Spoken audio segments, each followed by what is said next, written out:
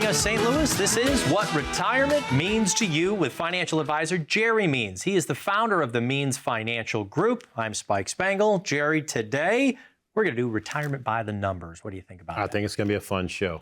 Retirement by the numbers, we have all different birthdays and anniversaries. And when it comes to retirement planning, a lot of these numbers mean something for you. Things you need to be aware of, things you need to do, ages that give you opportunities to do things.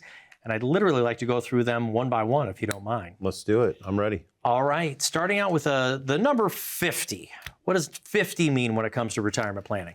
So age 50 means that you're eligible for catch-up provisions on your qualified plans. So if you're in a traditional IRA, right now the maximum limit that you can contribute is $7,500, but once you reach 50, the catch-up provision is another $1,000. So now it's going to be $8,500 that you can put into that plan. Also in your 401k, up to another $7,500 a year that you can put into your 401k to continue getting more matching and tax deferral and so forth. So age 50, catch-up provisions. If you feel like you haven't saved enough, now's the time to start doing that. Yeah, it's cool. We can start putting in a lot more in there. You still get the either tax deductions or you'll get that non-tax growth later if you're doing Roth 401ks. Right. But how many times, Jerry, do you hear people, even later in life, who say, I contribute up to the match? Is that going to get it done for retirement as far as how much you need? Well, I like to see people contribute up to the match because obviously free money is free money, right? Yeah. You want to take advantage of that. But again, I see people that are putting too much money into their pre-tax part. They're not taking advantage of the Roth, or they're not taking advantage of after-tax accounts outside. If they don't need that major tax deduction on their income during that year on that tax return, doing it up to the match is fine, but they should still be investing outside of their 401k. They have to be disciplined to do that. But one of the benefits of doing that is when you take money out of a 401k, and we always say 401k, but it's any qualified plan, whether it's a TSP, 403b, 457 plan. When you take money out of those plans, it's taxed as ordinary income. So it's just like if you take $10,000 out, it's like you went out part-time and earned $10,000. That's how it's taxed. In an after-tax account, you only pay taxes on the growth, and if you leave the money in there for at least a year, you only pay capital gains rates tax, which are much lower than ordinary income tax. So I'm always talking about diversifying the tax buckets, not just your stocks, bonds, mutual funds. So you could have tax deferred money into your 401k or your 403b. You could have Roth money in there as well, and then have after-tax money that's taxed at capital gains rates. And then when it comes time to do withdrawal strategies, we can show them how to maybe pull from each one of those to have a more efficient income plan down the road. Speaking of retirement by the numbers, we want to pull up the phone number here to let you know that you can reach out to Jerry, set up an appointment. We can review your retirement accounts, your investment accounts, your strategy, Social Security, healthcare, insurance. How do you create income that you can't outlive? Even talk about estate planning. All of that starts by dialing that phone number. We have people standing by right now. They'll schedule an appointment for you. So 50, we can really start doing catch-up contributions. Hopefully we're in some larger earnings years. Let's move now on to the age of 59 and a half. What's with the half birthday? What's 59 and a half? That's a government thing, right? I don't know why they couldn't just say age 60, but it's got to be 59 and a half, or make it 59, one or the other. Make up your mind, right? How often do we celebrate half birthdays unless we're 12 years old, right? So even 12 is a little old, but it was at 6 and a half. You celebrate your half birthdays. Yeah, right. So I have a granddaughter. She's 5, and she keeps telling me she's almost 8. So she's skipping ahead 3 years. But no, really, in my opinion, the 59 and a half is probably one of the biggest numbers when it comes to retirement planning. Number one, if you need to make a withdrawal from your retirement plans after age 59 and a half, you don't get hit with the 10% excise penalty. So if you draw before 59 and a half out of a qualified plan, not only is it taxable, you're going to pay an extra 10% tax for doing that. So you want to avoid that if you can. But another big benefit of being over age 59 and a half is not just those withdrawals, but if you want to take money out of your qualified plan, whether it's a 401k, 403b, TSP, and you want to roll that over into a traditional IRA, most plans allow that at age 59 and a half. And we talk about this all the time because I really want people to understand this, because it still amazes me how many people don't know that this is out there. But basically, you can take the money out of your 401k, put it into an IRA. What does that do for you? It gives you more investment options. You can put together different strategies. Why do they allow that? Because they know when you're age 60 or 59 and a half that you need maybe a little bit more diversification than what your 401k offers or your TSP offers. Those plans are great. If it weren't for those, a lot of people would never save. But what they do is in their 20s, their 30s, their 40s, maybe even their early 50s, they're throwing money into the plan. They're picking one of maybe, or a few funds out of 30 or 40 choices, and they're just taking what the market gives them. If the market goes up, it goes up. If it goes down, it goes down. Maybe they have a stable value fund that's a fixed account, but it's usually a low interest rate.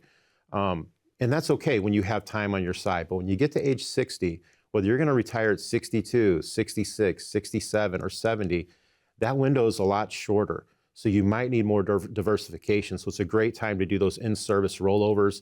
We help people do that every day. And you'll literally help them do it over the phone. Like you'll call the service provider, find out what the steps are, help walk people through it so they don't have to figure it out on their own. Let me deal with the headache. Yeah, That's what I do. You know, I do it every day. And one thing about the in-service rollover, you might say, why would I move all of my money out for my employer?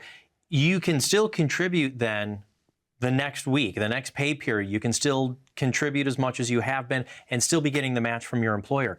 You're just moving this out to get a diversification of advice and perspective? Yeah, we've talked about the 30 or 40 choices. I always mention, you know, there's 16,000 mutual funds, 60,000 stocks out there, bonds, annuities that have income riders, things like that, that can be very, very important for retirement. You can't do those inside those qualified plan, those 401ks and 403bs. We can do that over here. It does not hurt the employer. You still can contribute to the plan, still get the matching. And we can come back maybe once a year and sweep that money back over into that other account. I have clients all the time that are calling me and emailing me saying, hey, Jerry, you know, my account's built back up to $50,000.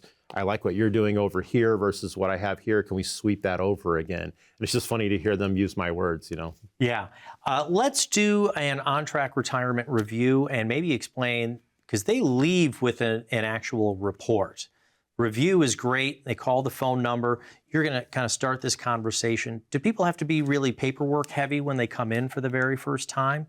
Well, it never hurts to bring documents in, but there's no cost, no obligation, and no pressure to come in and sit down with us. If you call the number 844-878-1293, you can come into our office, you can sit down with myself or a member of my team, and we're just going to ask questions about your retirement, about your family, what you're looking to do, what your goals are, what your profession is, how long do you plan on continuing to do that. You don't have to bring documents in, but it is very helpful because the first meeting is really just a get to know each other meeting and to really get all of the questions answered. But then we will put together that report for you and we'll present that to you in a second meeting and really go through and say, okay, here's some things you might want to tweak and you might want to change. And again, we do that at no cost, no obligation. Just give us a call, come on in, sit down, no pressure. To call the number, 844-878-1293. There are people literally standing by right now. They'll schedule that appointment for you. And as Jerry said, there's no cost to you. It's a conversation. You can bring in as much paperwork on your investments that you have, or just come on in. Let's talk about it. 844-878-1293. More with financial advisor Jerry Means right after this.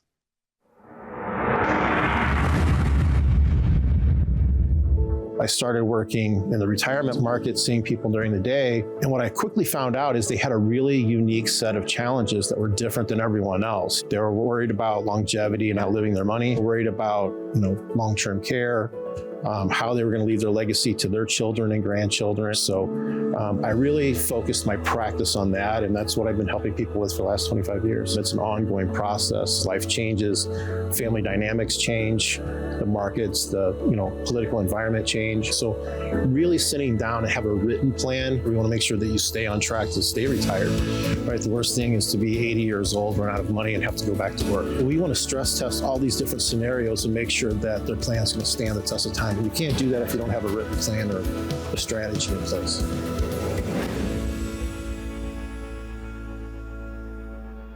Welcome back to What Retirement Means to You with financial advisor Jerry Means. Today, your retirement by the numbers. What are the birthdays and anniversaries that you need to be aware of? We just did 50, 59 and a half, now 62. What's the significance of turning 62? Well, 62 is the earliest age that you can draw Social Security. Not saying that that's when you should draw it, but that's the earliest age that you can draw Social Security. Okay. So there's a reduction, though, and whether it's 62 or 63 or 64, you're locking in that reduction for the rest of your retirement years. Now, there are cost of living adjustments, but is that sometimes taking it too early? Yeah, it is. I mean, it's approximately a 30% reduction in your full retirement benefit. So unless you really need that income at age 62, you might want to avoid that because it grows about 8% every year that you don't draw it. So, we might be able to gap, even if you're going to retire at 62, doesn't mean you have to draw your Social Security at 62. We can possibly fill that gap to your full retirement age using other assets, putting strategies together. How do you bring in Social Security planning with your clients, with your advisors, with your families? Is this something where you say, go to the Social Security office, or, let me know when you figured out what the monthly income is, and then you figure it out with the investment plan? Or do you like to be in the process with folks? So first of all, what we do is basically, everyone used to get reports mailed to them that showed what their benefits were at every single age. Today, you have to set up an account at, I think it's ssa.gov. Yeah, ssa.gov, and set up an account, and then you can download your report. I like clients to bring the report to me and let me look at the numbers, and then I basically look at everything else with them. We don't go to the Social Security office with them and file, but I basically can tell them, hey, here's when we need to draw it. This is what you need to do, and we walk them through that. Mm-hmm. And for people that are watching the show that really don't know how to do that, we've created a cheat sheet. My assistant, Jen, put together a really nice cheat sheet that's a step-by-step process how to go through and get their report. So we send that out when someone calls and they want to do the on-track retirement review. We send that a nice folder with directions and things about the company, but we also send a budget sheet so we can kind of see what their spend is every month. And we also send them that cheat sheet so that they can figure out how to pull their Social Security statement off if they don't know how to do that yet. Big phrase today is side hustle. Have your regular job, have a side hustle maybe where you're making a little bit more income. Do folks sometimes think about turning on Social Security almost as like their own kind of side hustle that, hey, I could just start bringing in this extra income early.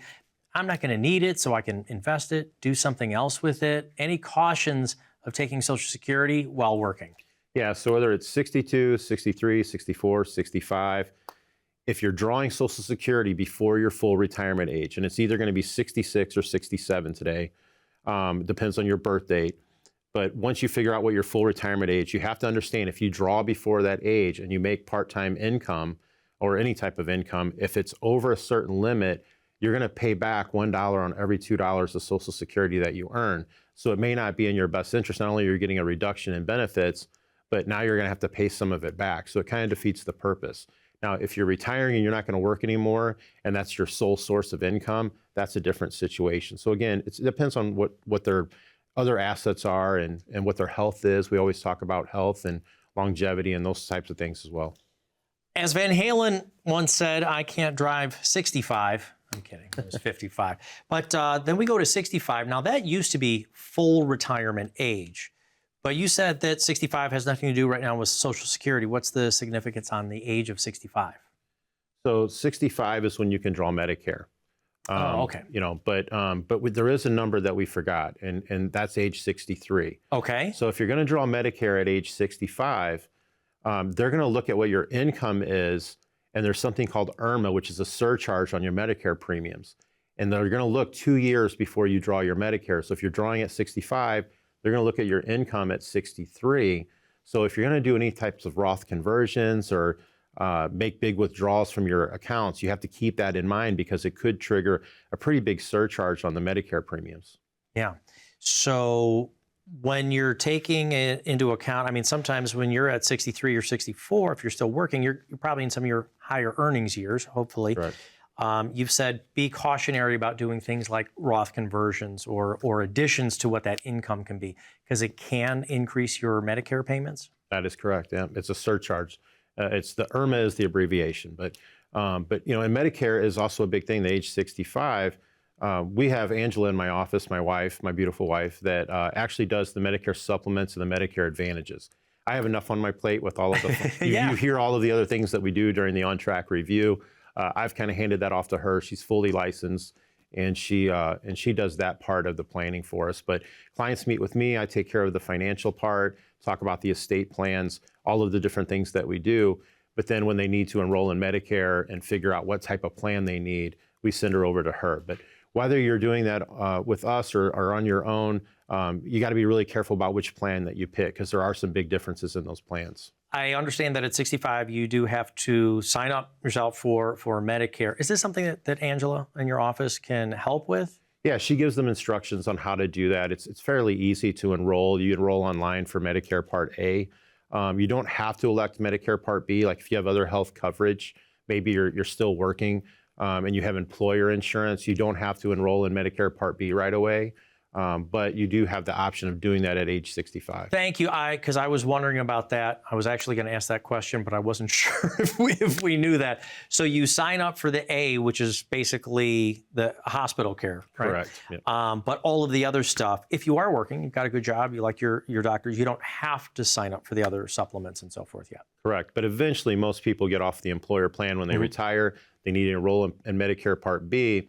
But Medicare Part B only covers about 80% of the doctor's visits and things like that. So that other 20% can be pretty hefty. So that's why you need some type of supplement plan, whether it's a Medicare Advantage plan or a Medicare supplement plan.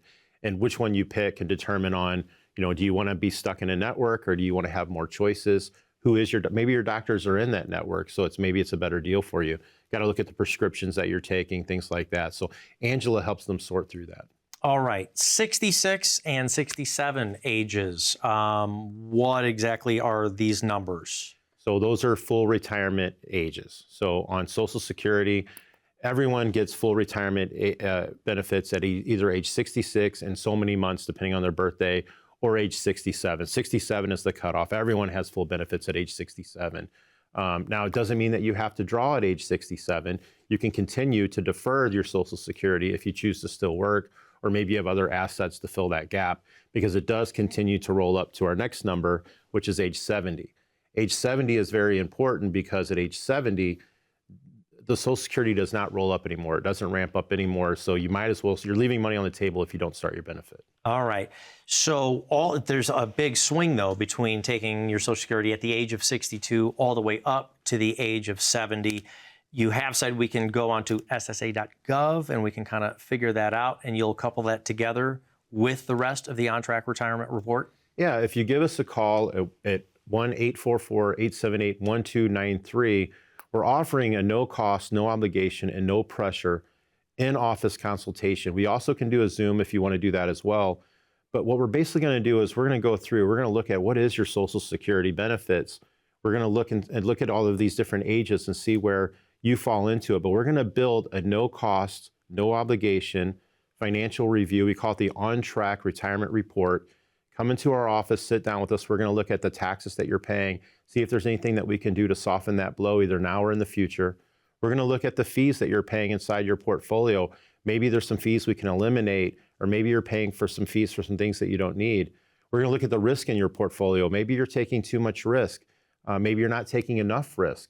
So come in, sit down with us. There's no cost, no obligation. You have nothing to lose. We just like to sit down and meet with you. It's so simple right now. Dial 844-878-1293 and you'll get started on your own on-track retirement review and be given your on-track retirement report, tailored for you, your goals, your situation. More with Jerry Means right after this. We know the market is going to get worse from here. This is the biggest monthly decline in 10 years. People's 401ks took a major hit. Well, my investments are tanking. My retirement isn't going as planned. I can't believe I let my kid talk me into buying crypto. I mean, what is that anyway? This was the fourth worst contraction in history. So how are you two doing? Your financial future doesn't have to be uncertain. I'm Jerry Means with Means Financial Group. If you've amassed a nest egg, it's time for a financial advisor to help you reach your retirement goals. This is one of the greatest tax windows in history. Now is the time to take advantage of this tax discount while you can. All of our advisors are fiduciaries, specialize in retirement planning, tax mitigation, estate planning, and more. Plan your retirement right. Call now for your own complimentary portfolio review and tax analysis.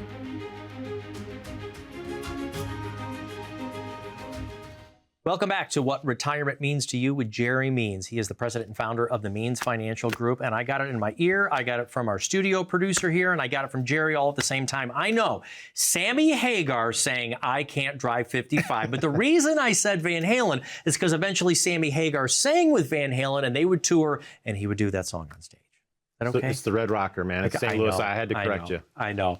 But and that's the reason why we're talking about all these numbers is today retirement is totally different. And the 62 and even 65 and 66 of 30 years ago, we're living longer, stronger. Yeah. We're enjoying things like concerts and traveling all around the world. But we want you to be aware of these numbers because sometimes there are tax or penalty implications if you don't do things correctly. For instance, 73 used to be April 1 following the year you turn 70 and a half. Which is this number? What does 73 mean today? So it used to be age 70 and a half because the government likes 70 and a half. There was something called a required minimum distribution, which says basically you have to take money out of your qualified plan, a certain percentage based off of your age. That was changed to 72 as part of the Secure Act. Then last year they came out with the Secure Act 2.0 and they changed it to age 73. And I think by the year 2033, I think it's going to go to age 75.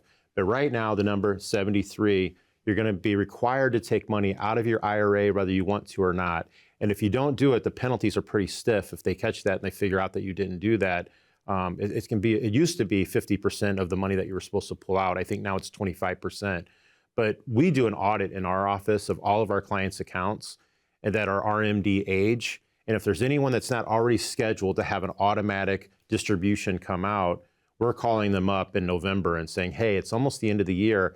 You haven't made that distribution yet. I like to set them up automatically because I don't want my clients to pay that penalty and miss that. But some people just like to choose when they do it at different times of the year. So in November, Jen in my office runs a report and says, okay, we have 5 people that haven't taken their RMD yet. We're going to reach out to them and we're going to tell them, hey, you've got about a month and a half. Don't wait till the last minute, at Christmas time to try to do your RMD and get this thing processed. Let's make sure we get it done. So we're looking out for our clients in that way. Another thing that people have to consider is those RMDs can throw you into higher tax brackets, right? And we don't know down the road what tax brackets are going to be. We just know about the next 4 years, what they are, maybe a little bit extended past that. But doing things before you get to that age can help soften that blow. Things like the Roth conversions. Maybe get some of that money, take it out now so that you're not getting hit with these huge RMDs. I mean, it starts out at about 4%, give or take. But if you have $1 million or $2 million in your qualified plan, all of a sudden you're having to pull out $40,000, $80,000, depending on how much you have in there. If you don't need that income and it gets added onto other income sources, it can be a big tax burden. So we have ways of helping people soften that blow over time. For the viewers out there, I want to let you, there's a phone number down here for all of these different anniversaries, birthdays, and dates that are significant to your retirement. You don't have to memorize them all. Call the phone number, set up your appointment. You can talk to Jerry about these. Make sure we don't miss some of these so you don't have to pay higher taxes on certain things like RMDs. But required minimum distributions used to be 70 and a half, another half birthday. That had to come from Congress. How do you feel about the RMDs being pushed out later to 73, 75? Is this a good thing for us? Well, I think, in my cynical mind, I think the government's letting those accounts grow and mushroom a little bit bigger so that those RMDs are much more for people. So there's going to be a windfall for the government when they take those distributions out. That's just the way I feel about it. Okay. But one of the things I do want to mention is the year that you turn 73 necessarily isn't the year that you have to make a distribution. You have to make it by April of the year after you turn 73. But if you do that, you have to make 2 distributions in that year. So again, it could be a double whammy. So I recommend usually that people take it in the year that they turn 73 and not defer it to that following year because then they're going to have 2. So a lot of people don't understand that. They'll Google, right? And they'll read like, oh, you don't have to take it till April of that next year, but they don't realize, but then they have to take one for age 74 as well that year. So it's something that people have to be aware of. And why would you play that shell game? Why would we want to push it off? Is maybe to have more growth if the markets are doing well, or just not to have to pay those taxes right away? Well, if it's in the rare case that maybe someone's still working, right? Maybe they still have employment income and they don't want to take that distribution that year. because it's going to put them into a higher bracket. Okay, so maybe they're going to retire the next year. They're or going to something. retire the next year, so maybe the deferred over. So there are some times to do that. That's why I said most of the time we recommend that they do it in the year that they turn 73. But with all of that in tax deferred accounts, so let's say you retire at 65, you continue to let your accounts grow for another 8, 9, or 10 years if it's all the way out to the 75 if you're still working right now, you're just going to have a bigger tax consequence later. Now, so you've put together a free tool. I want to share it with the audience here, meantaxes.com. You can type that into your web browser, or you can scan this QR code over here with the camera function on your phone. Go to there and find out right now how much you're going to have to pay in taxes on all of those tax deferred accounts. A lot of folks, we've said this before, will go to their CPA or just think to themselves if they're filing on their own, I want to pay as little in taxes this year and every year as possible.